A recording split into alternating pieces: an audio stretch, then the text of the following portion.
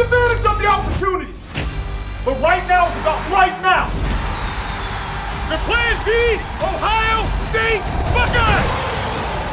Give everything you got in your heart to this place. Hello, welcome back to Rushing the Field, presented by Xfinity. He's Joshua Carey. I'm Nicole Auerbach. And I gotta tell you, I know we love to say, oh, what a crazy weekend in college football. Week 13 was not exactly that. Kind of a lot of duds. This was, we got to figure out what to do with the schedule. Yes, we And we're pointing directly at the SEC. And yes, I know there were a couple of conference games, but it was a lot of the FCS, the Mercers, the Furman, those types of schools. It's no good, and I know the SEC people are going to be like, so you're telling us that we have to play conference matchups for the slate to be exciting.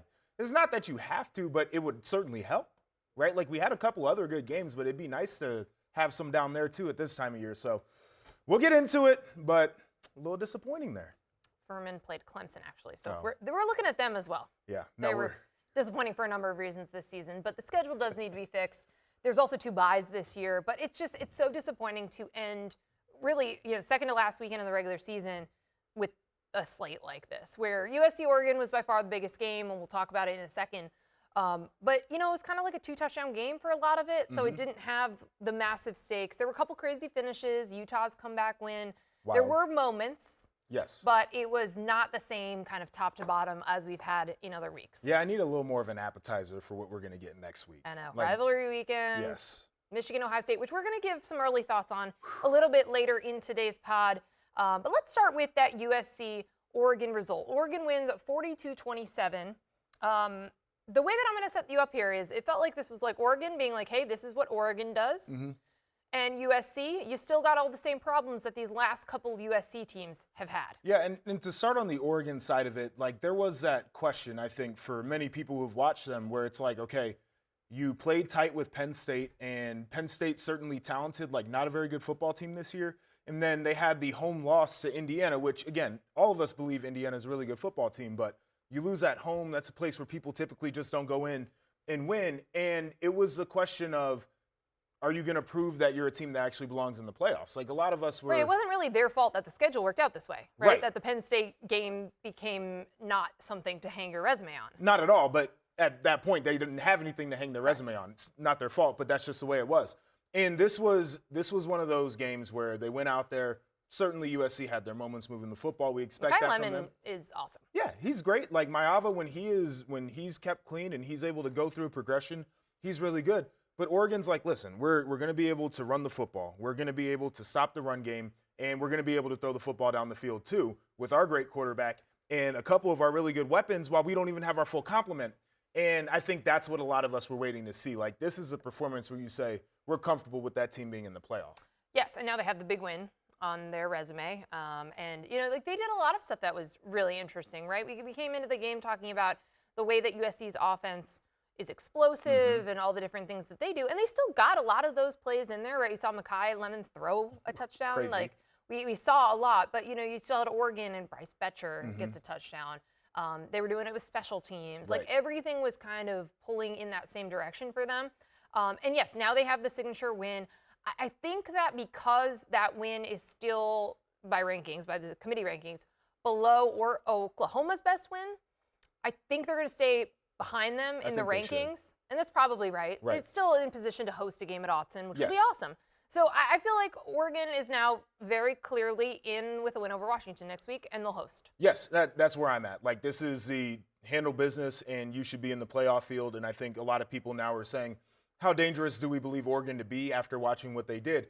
Now, there is this flip side of it where USC, like, I was really starting to turn a corner with them, and I'm like, maybe. Also, wait, I just need to correct myself. Ole Miss's best win is Oklahoma. Yes. That's the team they're right behind, and I think it'll say Ole Miss and then Oregon. Yes, okay. I picked up what you were saying, but 100% there. But to get back to the USC thing, it felt like they were starting to build in a direction that you could rely on. We saw what they did with Michigan early on in the year. They had the Nebraska win, which was like really good one for them. They had Iowa, which they had to come back. The weather was not nice. And you're like, okay, maybe this team's finding a little bit of a different gear and a little bit of a different grit. And the old problems started to pop up.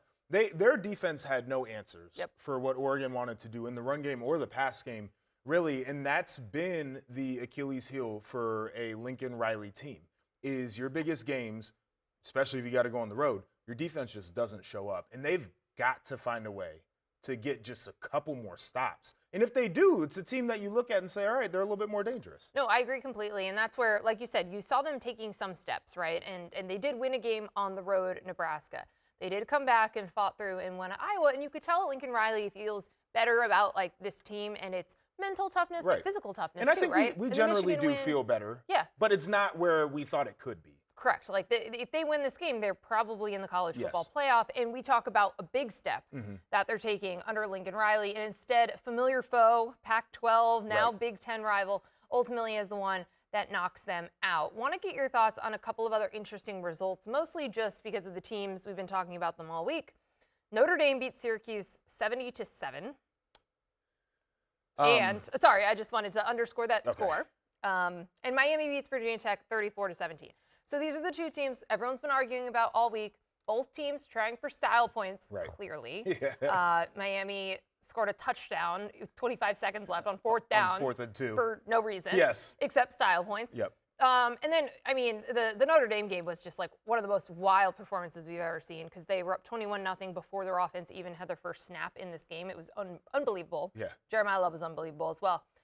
So are we still in the same place about these two teams where we're expecting that Miami would still be ranked behind Notre Dame even though they beat them in week 1? How are we feeling about them? So I'll just say this too. Notre Dame had a yardage advantage over Syracuse without having a single yard because Syracuse had negative yardage. That's what that game was. Yeah. Like, you talk about dominant performances. That's what Notre Dame did. I still think Miami should be behind them. Like, watching Notre Dame go out there and do what they did, and then seeing Virginia Tech in a game with Miami where it got a little bit closer than the score actually indicates. Like, these teams still aren't the same to me, but I think we should start looking at this conversation of these are probably two playoff teams. Like, I'm at the point where I think that Miami is the best team in the ACC. And also, I think just as an at-large resume, it would be good enough that they should be in the college football playoff. So Notre Dame's still ahead. No doubt in my mind. But, like, Miami, you need to find a different target here. Like, we need to start talking about some other teams that are maybe in your way and not Notre Dame, even though I know it's the head-to-head. They're two different teams right now. Yeah, I think there's opportunity here with the way that Utah looked despite eking out a win. I think there's opportunity with Alabama. Alabama has this loss to Florida State, who, by the way, will finish the season under 500. Right. You know the committee has, like, wins over teams over 500, under 500. So that will be a continual thorn in their side, and Miami beat them. Well, here's the other part about the Alabama resume is they tout that stretch of 4 weeks where they played top Ranked 20. opponents. Right. Okay, so what are we looking at? Missouri? They're going to fall out. That lost today. Like, Tennessee, I know that they're up big on Florida. Like, okay, it's Florida, and they might lose to Vanderbilt anyway. Like, those, to me, if we're talking about wins 20-25, we might as well extend that all the way out to 40 because there's not a difference to me, a big difference between number 20 in the rankings and who's probably sitting there at 40 if you were to rank them all out that way. I think that's a good point. And also, if you did that, we wouldn't be saying, oh, Miami's losses are so bad. Right? Yeah, because then you'd look at, see how close SMU, they are. and it's like, oh, okay, that's a team that's probably sitting somewhere like 30, 35. Feel comfortable. I will be curious if the committee ends up inching Miami up and dropping Utah. They gave up 472 rushing yards to Kansas State. They had the moments at the end, right? Devin Dampier in that 4th and 1 runs almost to the goal line and then punches it in. That's why you go out and get him from New Mexico. He's an electric player. What win are they hanging their hat on Utah? The committee just has liked them. Right, and I think that's, again, if we're trying to take aim here. Yeah, go after these teams. Right. Go after Utah. Go after Alabama. Yeah, because then you're like, okay, Utah, like, congratulations. You lost to two teams that the committee also likes too, but, like, what win are you hanging your hat on? And that's my issue when it comes to their ranking right now. A couple other quick notes as we look at the bracket. Tulane and JMU both won. Tulane was ranked in this past week's rankings as like the highest ranked group of 5 team. JMU trying to stay alive. They had to fight to come back and beat Washington State. So they're just holding out hope that they can get in. It feels like it's going to be the American champion, though. If the ACC was for real, they would take aim at the idea that they agreed to a structure where the G5 has to be in. they're also going to be in position potentially where Miami is ranked higher than the ACC champion as an at-large team. So their highest-ranked team ultimately doesn't even get in. And maybe the team that could actually win games. They should be able to pick Miami in that instance. They should just send them. Jim Phillips just gets on the phone. That would be really funny, actually. All right, we are a couple weeks away from the deadline for Heisman voting.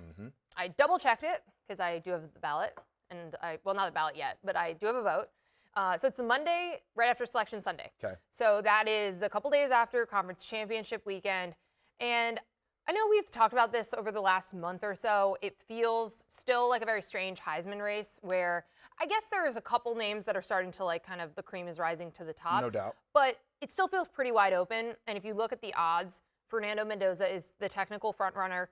Julian Sands like right there with him. We are still looking at a crash course where they will potentially meet in the Big Ten championship game. So I still feel like that will probably decide it. But what's really interesting is Jeremiyah Love jumped way up today after his performance against Syracuse. 8 carries for 171 yards and 3 touchdowns. By the way, again, 8 carries for all of that production. So he's got 1,300 rushing yards, 17 rushing touchdowns, almost 1,600 total yards from scrimmage and 20 total touchdowns. It would be even more if Jadarian Price didn't split and get some carries there for the Notre Dame offense. I'm writing on NBCSports.com that Jeremiyah Love should be in New York as a finalist. But like the odds are showing that maybe people are going to take him seriously as a winner. I don't know if I see it because it feels like the way everyone's talked about it this year, that it's a quarterback award this year. Right. I think the other thing, too, that's going to happen is Jeremiyah Love's going to be doing what we're going to be doing on championship weekend, watching. Yeah. And there are going to be guys who are at the top of this list that are going to be battling it out. And so there's going to maybe be some recency bias about performances that you see. Seeing, for the Big Ten example that you gave, seeing Julian Sand and Fernando Mendoza battling on the same field, like that is going to be an image that's hard for a lot of people to shake. So I guess my 2 questions for you are, how moved were you by today's performance? And then what do you think the true ceiling is for Jeremiyah? I mean, and maybe it's just like the way that we consume content and the way that people have been talking about Fernando Mendoza and Julian Sand, and even Marcel Reed. Sure. And, the SEC championship is going to also be a huge, huge moment for the winner and the quarterback in that game. Ty Simpson, there's been guys that have been like kind of close. I have kind of grouped the Big Ten guys a little bit above because I think that's going to be just a 1v2 game, and I think it'll be a little bit more massive. So I feel like the ceiling is number 2, like the runner-up. There is a path, though. Okay, so, if Ohio State wins and beats Indiana, but, like, the credit doesn't go to Julian Like it was Sand. a Jeremiah Smith game? Yeah, or the defense. Right. Like the defense, couple pick sixes or something, where, like, they just put the offense in good position. That's what's always tough when you have superstars on your offense with you. Are you the best player on that offense? Right. And there are going to be voters out there that say, even if he's the quarterback and he kind of, he's the glue and it makes it go, I'm not going to vote for him if I don't think he's the best player on his own team. Right. That's kind of a compelling argument, right? It is. I mean, it's the thing that you hear a lot. My response to those people are, then give your vote to Jeremiyah. But that's right. But so like when Devontae Smith and Mac Jones were both finalists, like it comes up in those situations. Actually, even last year, I was surprised it didn't come up a little bit more with Travis Hunter and Shedeur Sanders. Sure. But they kind of like Colorado threw all of their resources into promoting Travis Hunter. Which is the right thing to do. It was, and he won. Right. But that can be a factor for sure. I do think the idea of not playing conference championship weekend, that could factor in, especially if you're a voter and you're saying like it's really wide open. There's a lot of meaningful games. Julian Sand's going to play Michigan. We're all going to watch that game, and then we're going to watch the conference championship games. I will also tell you there's some old school guys in this that are like, well, I think everyone should have to have the equal amount of games and opportunities, and I'm not going to factor in the conference championships, and I want to vote before them, which I think is wrong. By the way, those guys aren't going to be up late enough to watch Jeremiyah Love's last regular season game, if that's the case. Yeah, it'll be like 2 a.m. Yeah. It's such an interesting case, though, because, like, you can try to predict these things, and obviously the betting markets do, but it is an individual decision. So is it the most valuable player on a title contender? Is it the most outstanding player? Because I think you can make a case that Jeremiyah Love is the most outstanding player in the country. Yeah, I think that there's a compelling case for all the guys that you mentioned. Like Jeremiyah's numbers are eye-popping, and as you said, splitting carries, I think you have to it would serve you well to maybe extrapolate what his numbers could be if he was the lead back there. Watching what Fernando Mendoza has done in some of the situations that he's crawled his team out of, I think has been impressive. And then the historic efficiency off of a guy like the total body of work. Julian Sands, right? So like, it really does depend on how you define it and what you see as important. I do think I agree with your idea, though, that conference championship weekend is going to be so hard for people to get out of their mind when they start looking at their ballot right after the games are over. I agree. It's the lasting impression. And again, for Julian saying too, because we've been talking about this idea versus like a moment versus the body of work, he's going to have moments because everyone watches Michigan, Ohio State, and everyone's going to watch that Big Ten championship game. Yeah, no, those are going to be two huge scenarios for him. He's been able to build it up to here, but like I think that's what people have been waiting for. Is there anyone else who can get into this? You know, the one name that I think has started to pop up that I am intrigued by is Gunnar Stockton. I did not think that's where you were going. Yeah. I thought we were going to go down to Lubbock. No. Jacob Rodriguez. Yeah, I you know how I feel about that, and I think that he actually has the numbers as a linebacker that should qualify him to be a Heisman finalist. I'm not sure enough people have watched him. I'm not sure enough people know what his numbers actually are. I don't think he has the name record. Like he doesn't have it. Unfortunately, because I think like that's the only way that Travis Hunter and Ashton Genty, which are both non-traditional candidates last year, the only reason that they were able to actually do it is because going into the year, people knew who they were. Yeah, they were famous. Yes, so then we would watch highlights every single Saturday of them. Right, and that's just what he doesn't have. I brought up Gunnar Stockton, though, because we've talked about this idea of him just, like, not looking like an elite guy. Yeah.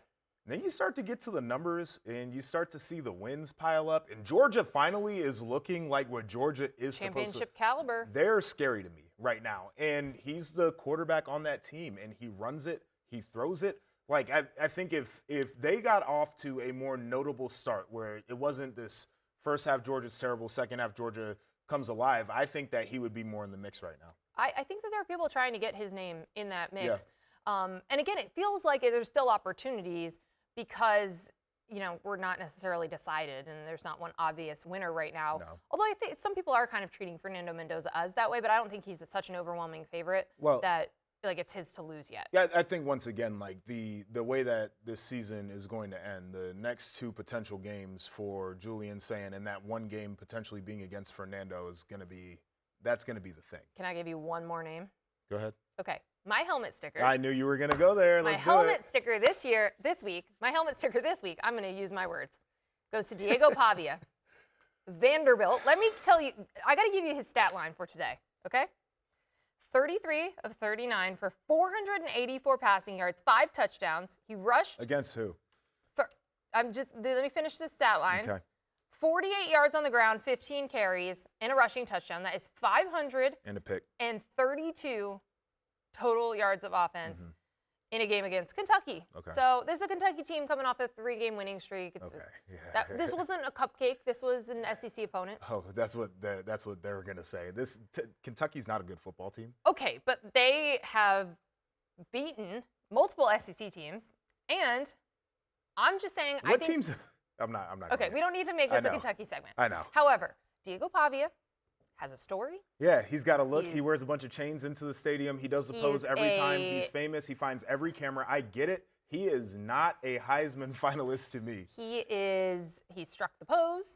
He begged his coach, Clark Lee, to keep him in the game. That was the point where I was extra They were up by like 40 on points. Diego. Like, first off, you got a rivalry game next week. Like, let's make sure you get healthy. And he threw a pick after he begged his coach to go back in.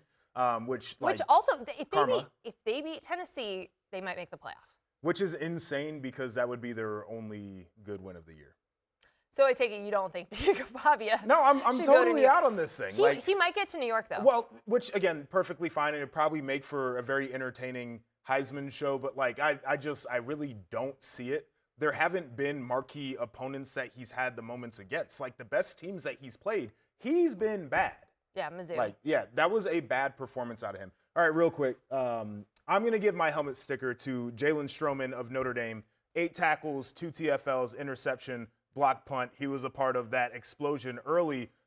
Senior day. Insane performance. And once again, like, you start to look at this Notre Dame team, and say, can they maybe make a run like they did a year ago? Because things are all starting to come together. Especially defensively. Yes, the defense is night and day. They couldn't stop the pass. They couldn't stop the run.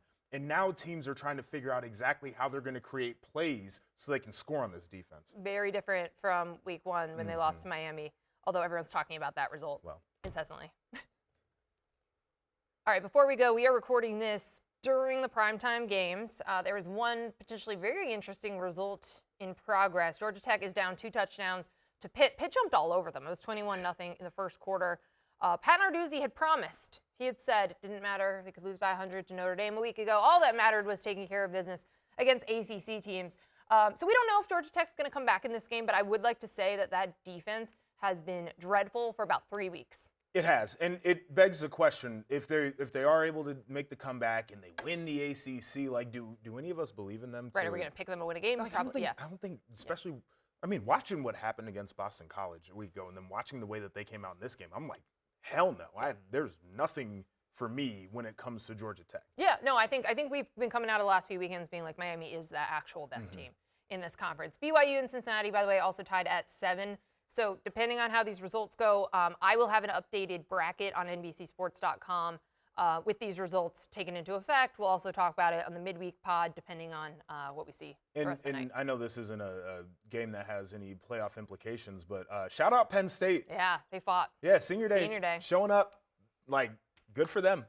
Yeah, I love Senior Day, by the way.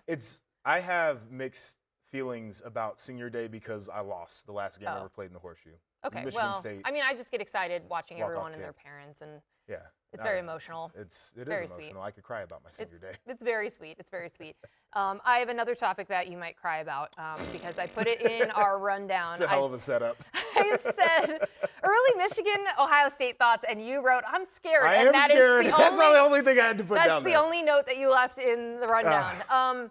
I do want to talk about this. Well, we're going to go in depth in the midweek episode, but it's here now, okay? Everyone took care of business.